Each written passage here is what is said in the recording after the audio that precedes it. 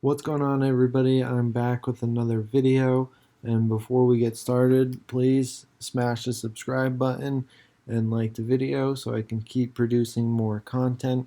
And I'm going to try and get a video up every day that I can, but I'm a little busy right now. I'm probably going to release what I've been up to at the end of this week or at the end of next week, depending on timelines and things like that. But let's get right into the video for today. And today we will be talking about the positional spaces of mutual help space, intermediary space, and space of cooperation, and how these spaces change as we're moving through the thirds of the field. And there are more spaces when we're talking, and there's the space of intervention. So pretty much that is just the space around the player with the ball. So I can highlight that in red just to show you really quick.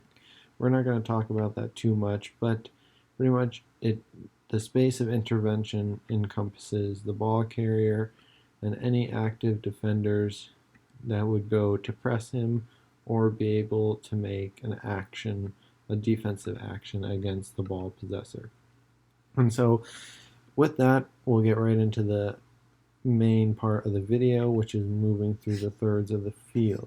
And the first point I would like to point out, so the blue team's obviously building from the back, and we see in blue is the mutual help space. And notice how large a distance the passing angles are between these players. And so with that being said, we'll notice the trend. So the whole space of phase, as some people call it, or just your offensive team's zone of influence or space of influence, is pretty much just a little bit bigger than the halfway mark. And this is crucial to understand on why this makes the spaces bigger and why teams use this whole space. And so basically, when a team's defending in their high block, compactness, horizontal or vertical, is pretty ineffective, and they have to resort to other concepts to help them adequately defend a team's attack. So, as we see, they're at a numerical disadvantage, especially in the first line. So it could be a 3v4, or if we involve the fullbacks, it could be a 3v6. So to make up with this and the large amount of space, a lot of times these defenders will use cover shadows as a form of positional superiority, or pressing from the blind side, using anticipation to create dynamic superiority against the opposing team in possession. But typically, when teams build from the back, they like to stretch the defense of width to separate the connections and really overemphasize the defense's lack of compactness, both horizontally, and now the forwards do that by stretching even deeper than the halfway mark to emphasize the lack of vertical compactness. And other ways they can prioritize vertical compactness over horizontal because of the different uh, offensive positional lines that the offensive structure takes up, is that they create more lines. So the 6 will be staggered with the 8 and 10, and then the 9 can go forward. And now, so there's different positional lines of defense within the offensive structure, and I was just emphasizing that a little bit, and that is just to stagger the defenders and to control more space. So that's one reason why these spaces increase, and we have the intermediary spaces, and these are a bit bigger when a team is using a high block. So playing against the high block, these spaces are a bit bigger, and they do have a bit more space to move. And if you watch a team like Leeds defend, a lot of times these spaces will change, and in these spaces we will see a lot of dismarking, double movement strategies to evade players on Leeds and their man marking system. So that is pretty much it. That's just a quick overview on the spaces in the high block. So we are going to move now to the mid block.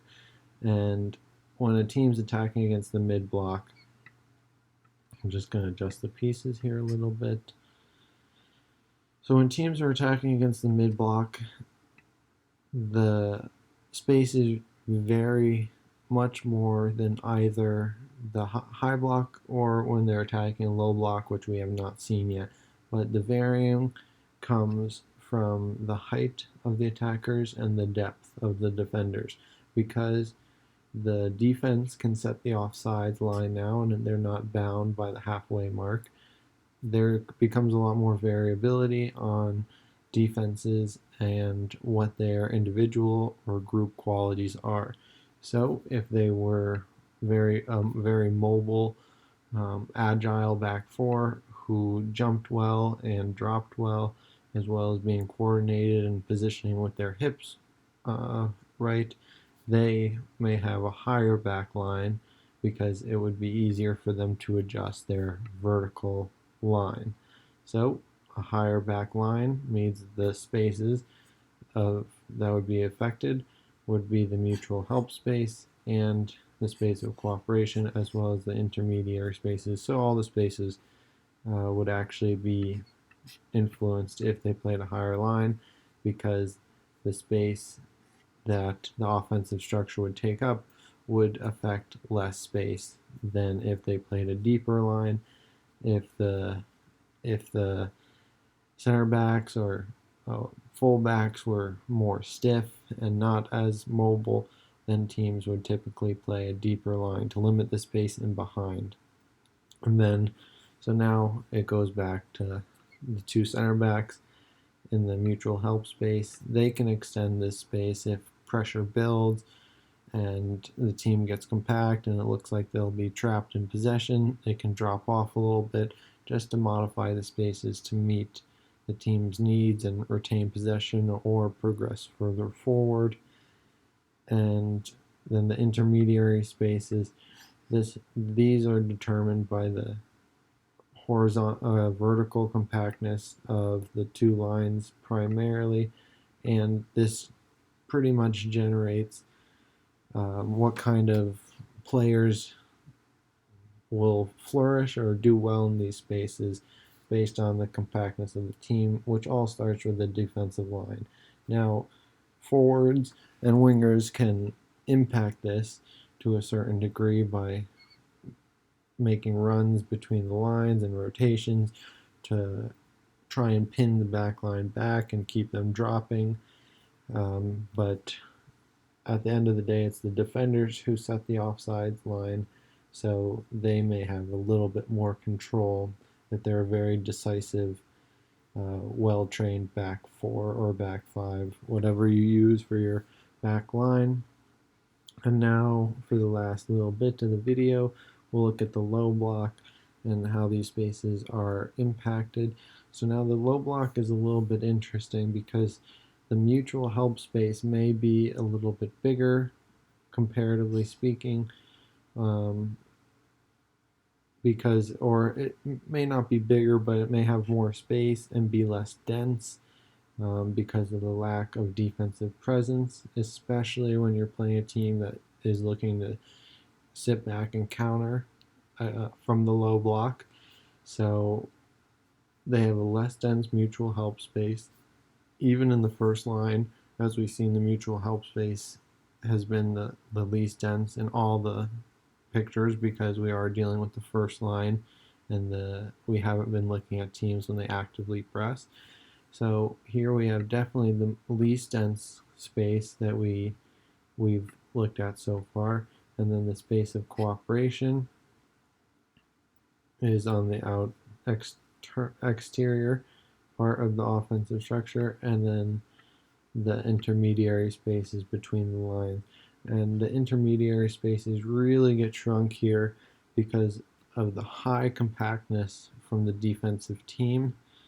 So these players that play in here and do really well are players like David Silva. He did very well in these tight areas against a low block. And then now the spatial cooperation from this angle, a lot of teams now will do it. I'll draw an arrow so you can see, but they do it so they target, I'll just highlight the assist zones.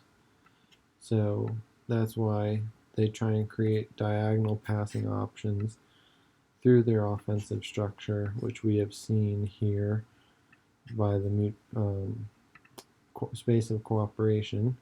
So they go almost perfectly diagonal lines, and then this is to then be able to create movement or dynamic movement, or have the positional advantage to then enter these assist zones to then generate high quality scoring options, because it's much easier to receive a diagonal pass and then go here when your hips are open like that than it is maybe to, let me just remove these lines, to receive a pass maybe with your hips turned as such, or even here to have your hips turned and then have to turn them even again and then play in there. So if your hips are facing that way, it'll just naturally be easier for your players to enter them and have the forward momentum.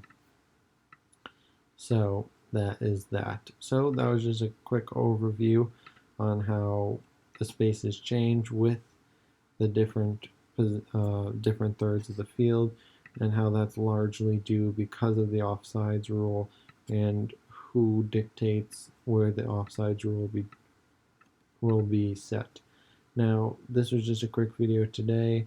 As I said, I'm working on something pretty big that I want to release to everybody at the end of this week, hopefully by the end of this week, if not the end of next week. But I did want to create a little video just because I think it is worthwhile talking about the changes of these spaces and how, and now we can think about the change of these spaces and then how it affects the roles within the space and how that will reflect the goal of the third of the field or the goal of your build-up based on where you are on the field.